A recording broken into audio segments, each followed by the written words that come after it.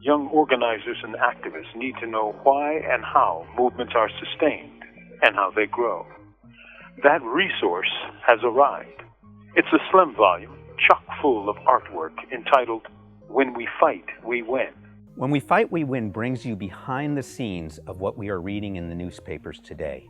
It brings you behind the scenes of Black Lives Matter. It brings you behind the scenes of Occupy Wall Street, of the climate marches, of the public education movement. You get to hear the stories, I get to hear the stories, we get to hear the stories of these movement builders, of these drivers of change, and what they are learning.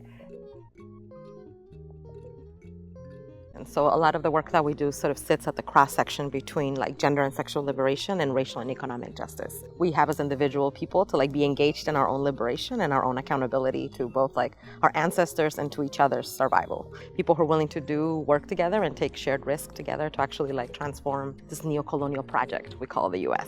We believe in strong public neighborhood schools. Good schools are not a mystery, and instead of blaming the people that have been neglected, it's time for some accountability to the public, that people directly impacted who have invested in this system have a right to a world-class education in their own neighborhood.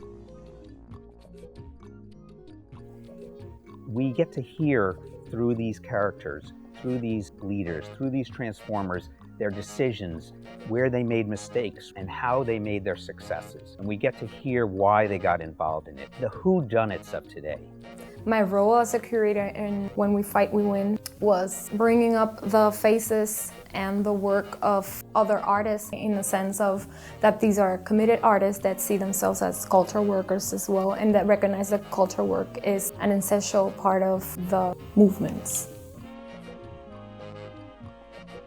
It was about changing the social and material conditions under which we live, under which we survive, to reinvent society in a way that humanizes us and truly creates a context where human beings can express their creativity, their curiosity, where they can exist as free human beings in terms of their own self-determination, both as individuals and as communities.